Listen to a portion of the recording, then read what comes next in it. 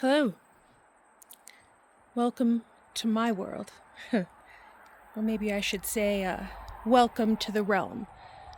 I was trying to figure out how to introduce it to you, and then I realized that would be like the first day of school when the teacher spends an hour telling you everything you're going to learn before you've experienced any of it.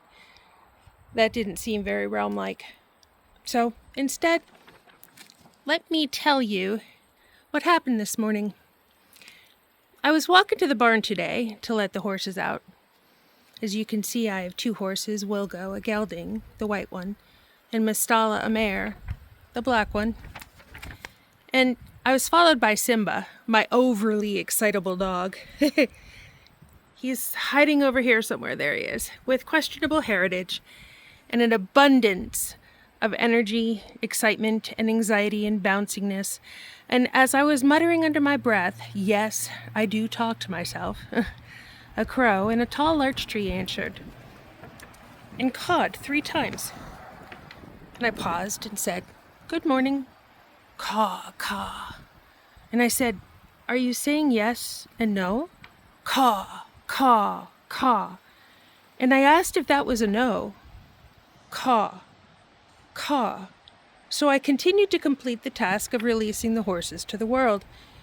I entered the barn and heard caw, caw, caw, and continued releasing Wilgo, who is nearly always curious about more food, and he paused at the grain bin and sniffed, seeing if I would notice. And I looked back over my shoulder and encouraged him to leave the barn. Mistala is often more dignified and will pause and snuff and take her time to delicately leave the barn as she trips over the doorway and calmly pivots around the corner and walks right into the round pen. Daily, every morning, she heads right into the round pen, often spooking at the horse-killing bushes that exist there, and I watch them both, snuffing the ground, exploring the dirt for more tiny sprigs of grass that have grown up overnight. They delight me. Always. Sometimes they will come and stand by me and include me in their grooming rituals. Sometimes they run across the pasture just because they can. I was taught by the elders that horses are naturally grounded. Their 4 feet represent the 4 directions. Their ears listen and connect with the beloved Creator, and their tail connects with the earth. They are truly magnificent creatures. It's an honor that they choose to stay with me. But I digress. The crow. As I left the barn, admiring the horses, the crow cawed again. Caw, caw. And I stood and looked toward the top of the tree, which was very, very, very large, by the way, and saw peeking out of the branches near the top the black fluttering of feathers. There was a gift left for me in the driveway, a crow feather.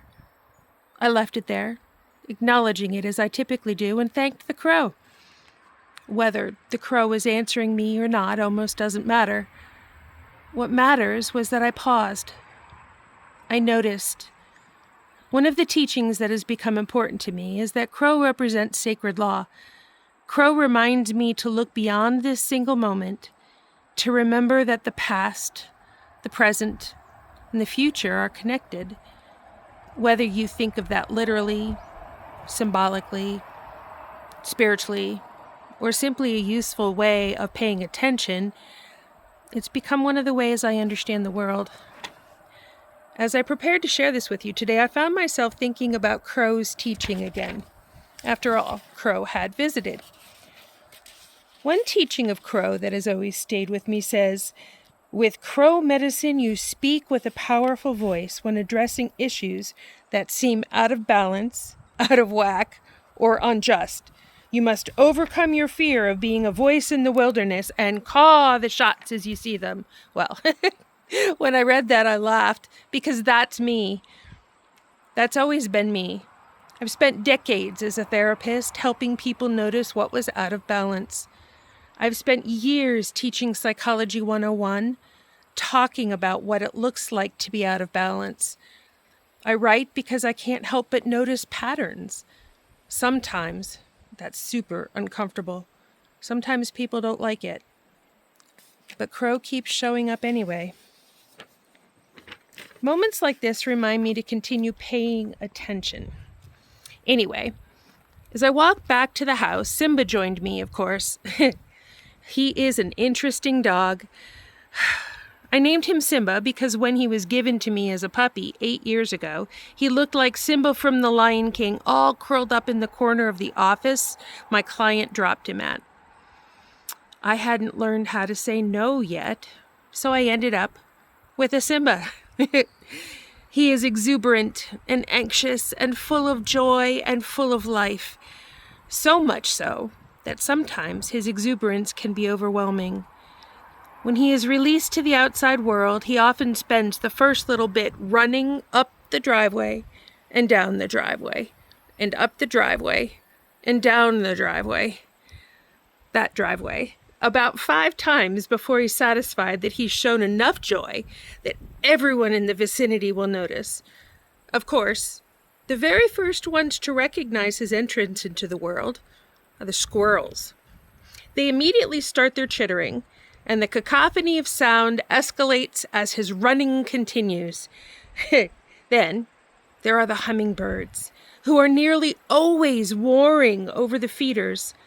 Sometimes I think they're preparing for World War III as they dive-bomb the feeders and each other. So, into this realm I wander, wondering what the days would bring, noticing what is all around me. Some days I'm tired, and I walk with my head down and I don't hear anything. Some days the sky is gray and it's cold, and things feel overwhelming. And then, out of nowhere, I notice the mountains peeking over the treetops and see the snows that never melt, and imagine that the trees are quietly watching over the property and keeping tabs on the realm. They stand like sentinels, watching. See them? And keeping this space safe for all humanity. In that moment, I'm no longer feeling overwhelmed. I'm seeing something far older, larger, and more enduring than I am.